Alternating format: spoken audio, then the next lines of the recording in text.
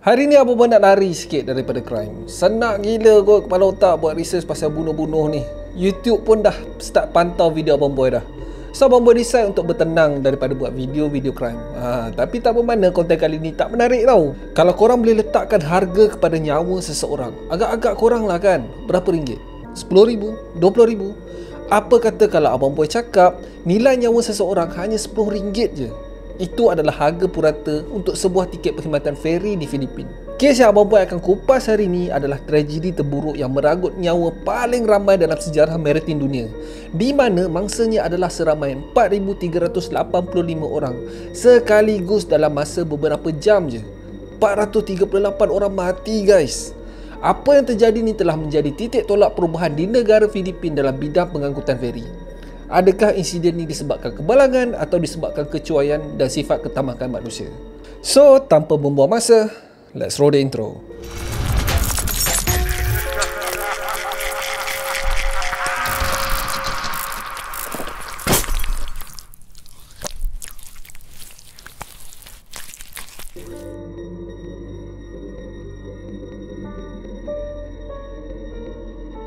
Assalamualaikum, nama aku Abang Boy dan welcome to channel Abang Boy TV, di mana Abang Boy akan mengupas kes-kes true crime, kisah misteri, seram dan pelik yang terjadi di serata dunia. Dan kalau korang berminat dengan benda-benda dark macam ni, korang berada di channel yang paling sesuai untuk orang-orang aneh dan eksotik macam Abang Boy ni. Di akhir video, kalau korang suka dengan konten ni, Abang Boy sangat-sangatlah appreciate kalau korang boleh belanja Abang Boy satu like, dan mungkin juga korang boleh consider untuk subscribe dan tekan bell notification button tu supaya tak terlepas video Abang Boy yang akan datang. Valeriana Duma ataupun Valerie adalah seorang remaja yang berumur 14 tahun dan dia ni bekerja sebagai pembantu rumah untuk satu family di Tacloban, Filipina. Dia dah bekerja lama dah dengan family tu. So family tu dah anggap Valeriana ni macam family diorang sendiri. So kalau family ni pergi je kat mana-mana, diorang akan angkut si Valerie ni bersama-sama. Pada 20 hari bulan Disember 1987, 5 hari sebelum Christmas, family tu bercadang untuk pergi ke Bandar Manila. Benda ni bukan baru sekali je, dah bertahun-tahun diorang buat. Dah bertahun-tahun diorang akan ke Manila untuk sambut Christmas.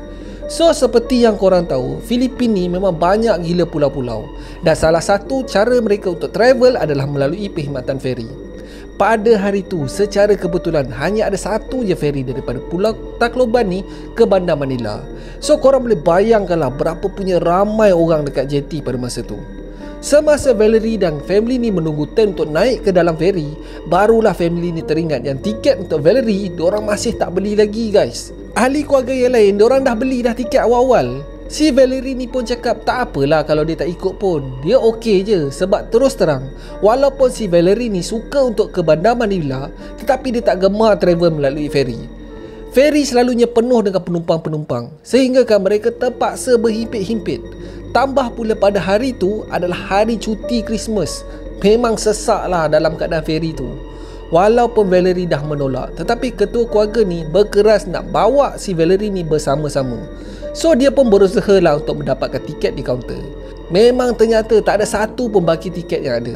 Last bahunya ditepuk. Bila dia menoleh ke belakang, ada seorang yang memakai pakaian seragam tersenyum. Ianya adalah seorang ejen tiket. Dia tanya, nak beli tiket feri ke? Masih ada satu lagi tak terjual ni. Harganya adalah 120 pesos. Kalau kita convert kepada ringgit Malaysia, lebih kurang dalam RM10 lah. Benda ni biasa sangat pada masa tu. Ejen tiket ni akan meminta sedikit duit kopi untuk memberi pelepasan ke dalam feri tu, especially pada masa time-time raya ni. Memang rancak lah diorang nak buat duit. So duit tu telah dibayar dan Valerie pun dapat masuk ke dalam feri tu bersama-sama dengan family berkenaan. Masuk je, memang penuh guys. Ke semua tempat duduk dah ada orang. Sampai ke tempat laluan pun orang boleh berkelah guys. Diorang duduk bersila, siap bentang tikar lagi. Satu-satunya tempat kosong adalah di ruang paling atas di bahagian belakang feri tu. Tak cukup dengan tu kapal feri tu terlalu penuh sehingga kan jaket keselamatan tak cukup untuk semua orang. Tahu tak apa yang si kru kapal ni buat? Diorang sewakan pula jaket keselamatan ni kepada penumpang. Kalau nak pakai, diorang kena bayar sewa guys. Gila tak gila? Family tu decide untuk sewakan satu je jaket keselamatan dan berikan jaket tu kepada Valerie. Siapa tak cuak mat? Kalau aku pun kecut perut. Tapi dalam cuak-cuak tu, Valerie memujuk diri. Ini bukan kali pertama dia naik feri yang ramai macam tu.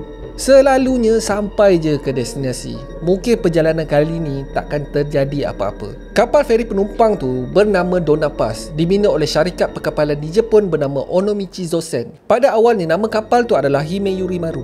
Kapal ni telah beroperasi sejak tahun 1963 sebagai kapal penumpang yang mempunyai kapasiti seramai 608 orang sahaja. Pada Oktober 1975, kapal tu telah dibeli oleh syarikat perkapalan di Filipina yang bernama Sulpicio Lines. Dapat je dekat company baru ni, dorang memuatkan seramai 2,000 orang penumpang dalam satu masa guys. Dorang sumbat lebih daripada 3 kali ganda daripada kapasiti asal, di mana 2/3 daripada penumpang tu tak ada langsung dalam rekod. Dalam erti kata lain, 2/3 daripada penumpang ni adalah daripada duit tepi. Pada bulan Jun 1979, terjadi satu insiden di mana dek kapal tu terbakar diakibatkan oleh kecekuaian. Mujur lah pada masa tu, kapal tu dekat je dengan pantai dan kesemua 1,164 penumpang berjaya diselamatkan. Kapal tu telah dilabel total loss guys. Tetapi yang peliknya, kapal tu telah diambil, direpair kembali dan dimodified untuk menambahkan 2 lagi tingkat di bahagian atas. Semua ni adalah untuk memuatkan lebih ramai lagi penumpang. Tetapi syarikat ni gagal membuat pemeriksaan daripada badan piawaian untuk memastikan kestabilan kapal tu. So mengikut apa yang dicatat dalam rekod asal, maksimum penumpang yang boleh dibawa dalam satu masa adalah seramai 1,518 orang sahaja bersama 66 kru kapal, dan berat kasar yang mampu ditampung adalah 2,600 tan. Tetapi apa yang dilakukan semasa modifikasi itu adalah menambahkan 1,000 tan lebih daripada had kemampuan kapal. Ini tak termasuk berat penumpang lagi tau. Syarikat sedar benda ni, tetapi dorang buat bodoh je guys. Sejurus kapal ni siap diperbaiki, dorang meneruskan operasi seperti biasa. Nak lagi mengejutkan, kapal tu dibenarkan beroperasi tanpa lesen sebenarnya. Kapal feri penumpang Donna Pass telah ditugaskan untuk membawa penumpang daripada Kepulauan Leyte ke jeti Bandar Manila sebanyak 2 kali seminggu. Pada 20 Disember tu, Donna Pass bertolak daripada jeti Toclaban pada pukul 6.30 pagi. Kemudian berhenti seketika di jeti Catbalogan di Pulau Samar dan terus ke pangkalan Manila. Donna Pass dijangka sampai ke Manila pada pukul 4 pagi hari seterusnya. Keadaan dekat atas kapal memang sesak gila guys. Menurut Valerie, orang kencing dan berak dekat tepi koridor kapal tu je. Sebab kan nak ke toilet memang ramai gila orang beratur. Itu je lah cara untuk membuang bila dalam keadaan sesak macam tu. Keadaan laut pada hari itu agak sedikit bergelora, tetapi sepanjang perjalanan so far agak tenang dan cuaca cerah je pada hari itu. Boleh dikatakannya itu adalah situasi yang ideal untuk mereka berlayar tanpa banyak masalah. Tetapi pada pukul 10.30 malam, Valerie yang sedang nyenyak tidur di kerusi dikejutkan dengan bunyi dan gegaran yang sangat-sangat kuat. Kapal Donna Pass telah bertembung dengan sebuah lagi kapal tanker yang membawa minyak yang bernama MT Vector di perairan Selat Tablas, berdekatan dengan Pulau Marinduque. Kapal MT Vector ni telah diupah oleh syarikat Caltex untuk membawa minyak mereka daripada Pulau Bataan ke Masbate. Pelanggaran tu terlalu kuat sehingga kan menyebab terjadinya kebakaran di dalam tanker tu. Kapal tanker MT ni pada masa tu membawa minyak petroleum sebanyak 1 juta liter guys. Bahan bakar daripada tanker tu telah melimpah ke dalam feri Donna Pass, menyebabkan ia juga sama terbakar. Semua ni berlaku sekelip mata je. Memang orang tak sempat nak bertindak. Kapal tanker tu mempunyai kru yang tak bertauliah seramai 13 orang. Dan kapten dan pembantu kapalnya pun tak mempunyai kelulusan apa-apa untuk mengendali kapal tu. Penumpang dan kru kedua-dua kapal ni panik dan cuba untuk terjun ke dalam laut. Tetapi malang nasib diorang guys. Disebabkan minyak petroleum yang telah melimpah ke laut, laut sekeliling diorang ni telah dijilat api. Tak cukup dengan tu di kawasan tempat pelanggaran tu adalah kawasan di mana jerung berleluasa. Tak kisahlah sama ada diorang stay ataupun terjun, peluang mereka hidup adalah sangat-sangat tipis. Valerie berada di kawasan belakang kapal tu dan api masih belum sampai dekat kawasan tu. Dia sangat-sangat bersyukur yang dia memakai baju jaket keselamatan. Akan tetapi disebabkan panik, dia jadi blur. Tak tahu apa nak buat. Dia nak terjun ke ataupun dia nak stay. Pada masa ni, keluarga majikannya dah tak tahu dah pergi mana. Yang ada bersamanya pada masa tu adalah seorang lelaki yang bernama Carlos bersama anak perempuannya. Carlos ni menjerit menyuruh semua yang berada dekat situ untuk terjun secepat mungkin sebelum api datang menyambar tempat mereka berada. Tanpa membuang masa, Valerie bersama lelaki dan anak perempuannya terus terjun ke dalam laut, memandangkan api makin mendekat. Mereka bernasib baik disebabkan minyak yang tertumpah di dekat lautan tu belum lagi sampai dekat tempat mereka terjun tu. So tempat diorang terjun tu masih belum dijilat api. Kapal yang berdekatan dapat melihat pelanggaran kedua-dua kapal tu dan berlayar mendekati tempat aksiden tu berlaku. Kapal MS Don Claudio mengambil masa sejam untuk mendekati kedua-dua kapal yang dijilat api tu. Gila kau, api marak kot. Silap-silap kalau terlalu dekat mungkin kapal tu sekali hangus dijilat api. So dia tunggu untuk api tu dah berkurangan, barulah dia mendekat. Itu pun jarak dia dekat adalah lebih kurang 3 km daripada tempat pelanggaran. So korang boleh bayangkanlah api tu besar mana. Valerie, Carlos dan anak perempuannya adalah di antara 26 orang yang terselamat daripada dijilat api. Dorang terpaksa berenang selama sejam guys untuk melarikan diri daripada kawasan dijilat api yang makin lama makin membesar. Gila kau, tak penat ke? Abang Boy berenang 15 minit pun dah termengah-mengah weh. Ini sejam. Semangat dorang nak untuk hidup tu memang Abang Boy salut gila lah.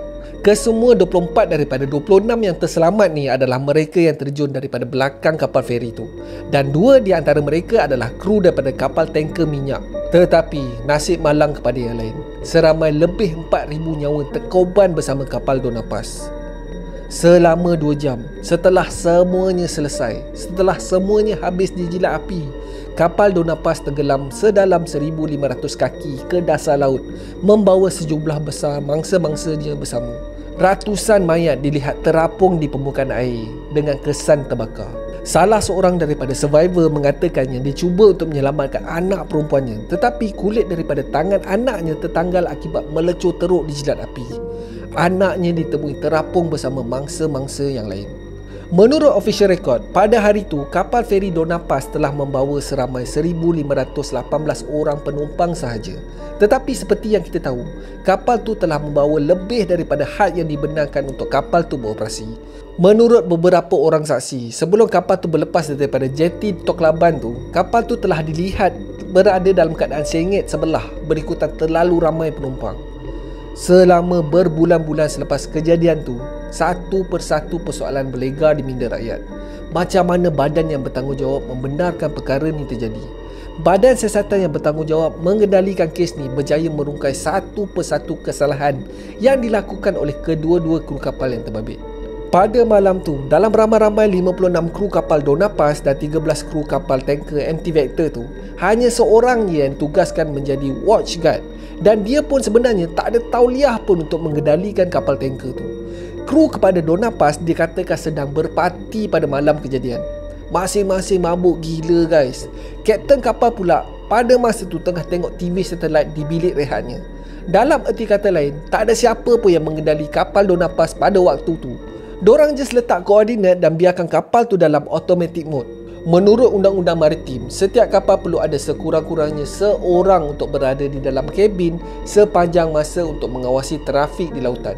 Kalau nak diikutkan pada malam kejadian, benda ni tak patut berlaku pun. Kalau kedua-dua kapal tu ada watchguard, kedua-duanya boleh dapat nampak sekiranya kapal lain mendekat. Tapi masalahnya pada malam tu tak ada orang weh. Tak ada orang langsung dekat dalam kabin Donapas. Yang ada hanya pada kapal MT Vector tu. Itu pun mamat yang jaga tu tak tahu apa-apa pun kalau berdepan dengan situasi macam ni. Gila lah, buat main siap diorang ni. Akhirnya kapal MT Vector telah dipersalahkan atas insiden ni, disebabkan kru-kru yang bertugas pada malam tu tak mempunyai kelayakan untuk mengendalikan kapal. Dan kapal tu sebenarnya tak lepas kelayakan piawaian pun.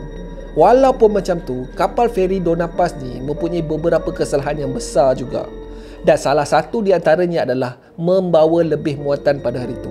Walaupun ini bukan penyebab kenapa kapal feri itu tenggelam, ini telah membuka mata banyak pihak tentang korupsi daripada pihak syarikat hinggalah kepada kru kapal dan enjin tiket. Antara kesalahan lain adalah pihak syarikat telah membuat modifikasi ke atas kapal dan dibenarkan beroperasi tanpa piawaian daripada pihak keselamatan maritim. Itu tak campur lagi tau, yang banyak-banyak jaket tu telah disimpan dalam bekas yang berkunci dan kapal tu tidak mempunyai radio untuk berhubung dengan kapal yang lain. Tetapi perkara yang membimbangkan adalah bagaimana sikap acuh tak acuh badan yang bertanggungjawab di atas keselamatan maritim. Kalau kita ambil kira salah satu daripada kapal tu tak beroperasi dengan profesional, mungkin kita boleh salahkan kapten kapal tu sendiri. Tetapi bila dua kapal menghadapi masalah kru yang tak profesional beroperasi di lautan yang sama pada masa yang sama, memang something fishy tu. Badan yang bertanggungjawab yang Abang Boy masukkan adalah Coast Guard Filipina yang bertanggungjawab memeriksa setiap kapal di perairan untuk memastikan ia selamat untuk beroperasi. Cuba korang fikir, macam mana kapal yang tak ada kelulusan piawaian boleh beroperasi? Rasuah lah ceritanya. Syarikat-syarikat ni sanggup membayar sejumlah wang imbuhan kepada pegawai untuk meluluskan kapal-kapal mereka. Syarikat minyak pun, diorang tak kisah untuk bayar kapal-kapal tanker ni untuk bawa minyak diorang, walaupun kapal tu dah ada masalah guys. Diorang tak kisah, janji diorang boleh buat duit. Mungkin sebelum tu okey je lah, tetapi selepas insiden ni barulah diorang buka mata. Daripada badan kerajaan, syarikat kapal yang terbabit, kru kedua-dua kapal tu sehinggalah ke ejen tiket, semuanya macam haram. Duit adalah king sehinggakan nyawa langsung tak bernilai. Pada tahun 2015, kerajaan telah menambahkan lesen untuk syarikat Sulpicio Lines menjalankan operasi ferinya. Semua ni selepas 3 lagi kapal feri miliknya mengalami insiden kemalangan yang meragut 1,500 nyawa. Di antara tahun 1980 hingga ke tahun 2003, sebanyak 80 pelanggaran kapal, 177 kapal tenggelam, 53 kebakaran di atas kapal dan angka kematian adalah lebih kurang 5,000 orang mangsa. Semua ni berlaku di perairan Filipina tau, membabitkan kapal milik syarikat di Filipina. Angka tu tak termasuk dengan Dona Paz sekali. So kalau kita masukkan sekali, angka mangsa menjangkau 10,000 orang guys. Gila tak gila. Dalam tempoh 20 tahun tau. Secara purata sebanyak 4 pelanggaran kapal setahun dekat Filipina. Semasa siasatan, pegawai atasan Coast Guard mengakui yang badan mereka mempunyai masalah segelintir pegawai yang menerima rasuah dan mereka menyalahkan yang mereka tak cukup staf dan bajet untuk cek satu persatu kapal. Di penghujungnya, tak ada seorang pun yang didapati bersalah dalam kes ni. Mereka meletakkan kesemua kesalahan kepada kru kapal yang telah pun mati. Senang kerja. Kerajaan mengarahkan syarikat Sulpicio Lines membayar papasan sebanyak $500 sahaja kepada keluarga mangsa-mangsa yang terlibat dalam insiden ni. Wang pampasan tu hanya dibayar kepada mangsa-mangsa yang membeli tiket secara sah tau. Dalam erti kata lain, Valerie dan Carlos langsung tak menerima apa-apa pampasan disebabkan mereka menaiki kapal tu secara haram. So that's it for today guys. Terima kasih sebab tengok video Abang Boy sampai habis. Kalau korang suka dengan video ni, Abang Boy sangat-sangat appreciate kalau korang boleh belanja Abang Boy satu like, dan mungkin juga korang boleh consider untuk subscribe dan tekan bell notification button tu supaya tak terlepas video Abang Boy yang akan datang. So akhir kata, jangan nakal-nakal, be awesome, stay creepy. Assalamualaikum.